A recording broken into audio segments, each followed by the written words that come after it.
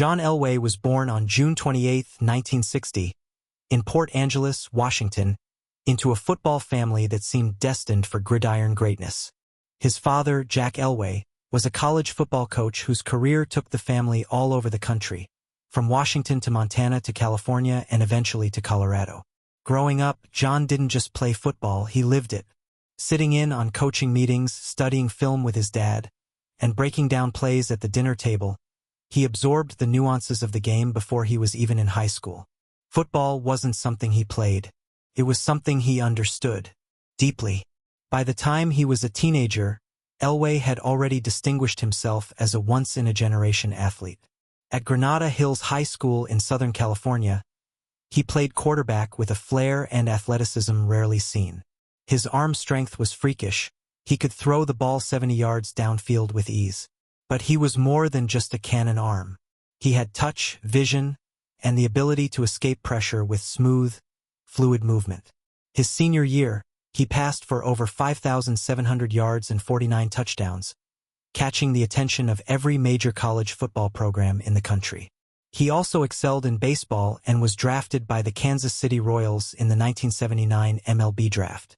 But his heart leaned toward football, and he chose to attend Stanford University.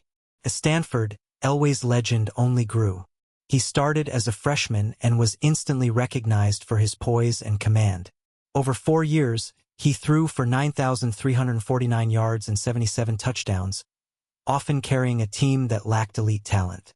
He wasn't just a passer, he was a field general. His ability to read defenses, audible into better plays, and throw receivers open made him one of the most NFL-ready prospects the game had ever seen. In 1982, he finished second in Heisman Trophy voting despite Stanford finishing with a losing record, testament to how much of an impact he had individually. He also continued to shine in baseball, and by the time he left college, he was a top prospect in 2 sports. The 1983 NFL Draft is often referred to as the greatest quarterback class of all time. Dan Marino, Jim Kelly, Tony Eason, Ken O'Brien, and Todd Blackledge were all selected that year. But Elway was the crown jewel. The Baltimore Colts held the first pick and selected him, but Elway made it clear he would not play for them. He cited concerns about team management and organizational instability. He had leverage, the New York Yankees had drafted him, and he threatened to play baseball instead. The Colts relented and traded him to the Denver Broncos in a move that would change the future of the franchise and the league. Elway arrived in Denver with massive expectations. The city embraced him, hungry for a star, and while his rookie season was rocky, he split time with veteran quarterback Steve DeBerg. His potential was obvious. His mobility, rocket arm, and leadership turned heads. By his second season, he was the unquestioned starter. In 1986, he began a run that would define the first chapter of his career. That year, he led the Broncos to the AFC Championship game against the Cleveland Browns. With 5:32 left in regulation, trailing by 7 and pinned on his own 2-yard line, Elway engineered one of the most iconic drives in NFL history. 98 yards later, he threw the game-tying touchdown. The Broncos won in overtime. The moment would forever be known as the drive. Denver advanced to Super Bowl XXI, but ran into the buzzsaw of the New York Giants and lost. A year later, they returned to the Super Bowl, this time falling to the Washington Redskins. In 1989, they were back again, only to be demolished by the San Francisco 49ers. 3 Super Bowl trips, 3 blowout losses. And while Elway's individual talent was unquestioned, the narrative began to shift. Critics labeled him the quarterback who couldn't win the big one. The guy who could take you to the doorstep but not through it. Elway never made excuses. The truth was, in those early Super Bowls, he often carried teams that were outmatched across the board. Denver's defense, running game, and receiving core were not at championship caliber. Still, Elway never pointed fingers. He just kept working season after season. He developed a reputation as one of the most clutch quarterbacks in the league. Over his career, he orchestrated 35 fourth-quarter comebacks. His grit, competitive fire, and refusal to quit kept Denver competitive even when the odds were long. Then came the turning point. In 1995, Mike Shanahan returned to Denver as head coach, bringing a new offensive philosophy and discipline. That same year, The Broncos drafted Terrell Davis, a powerful and dynamic running back. For the first time in his career, Elway didn't have to do everything. He had balance, he had help, and everything changed. In 1997, at the age of 37, Elway led the Broncos to a 12-4 record. They entered the playoffs as underdogs and faced the defending champion Green Bay Packers in Super Bowl XXXII. It was a brutal, physical game. And late in the third quarter, with the game tied, Elway faced 3rd and 6 from the Packers' 12-yard line. He took the snap, couldn't find a receiver, and scrambled. Just short of the first down, he launched himself into 2 defenders, spinning through the air in a helicopter motion. The play didn't win the game by itself, but it embodied everything Elway had fought for: sacrifice, resilience, and the will to win. The Broncos pulled ahead and held on. Denver won 31-24. Elway was finally a champion. He came back in 1998 for one last ride.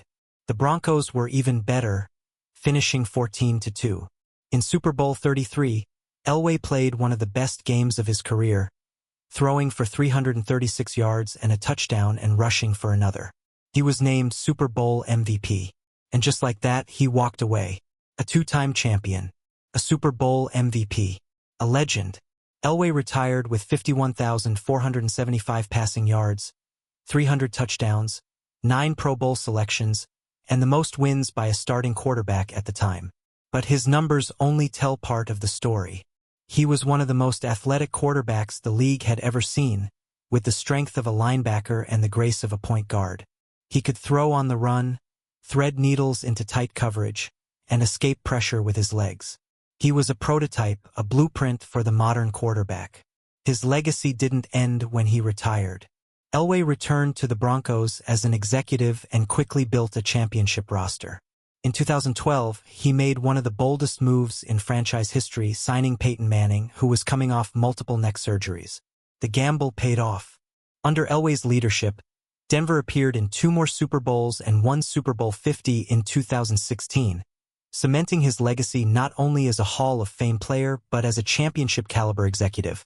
In 2004, Elway was inducted into the Pro Football Hall of Fame. His induction speech was filled with emotion and gratitude. He thanked his family, teammates, coaches, and most of all, the fans of Denver. He spoke about perseverance, about learning from failure, and about how the sting of those early Super Bowl losses made the victories even sweeter. Today, his number 7 jersey is retired by the Broncos. His statue stands outside Empower Field at Mile High, and in the hearts of Denver fans, he is more than a player. He is a symbol of hope, toughness, and championship DNA. Young quarterbacks still study his tape. Analysts still marvel at his velocity and footwork. And fans still talk about the drive, the helicopter play, and the journey from heartbreak to triumph. John Elway was never the flashiest quarterback. He wasn't always the most statistically dominant. But he was the most clutch, the most enduring, and perhaps the most determined. He played every game with heart. He refused to let criticism define him. And in the end, he proved that greatness isn't about how you start. It's about how you finish. Elway didn't just finish strong.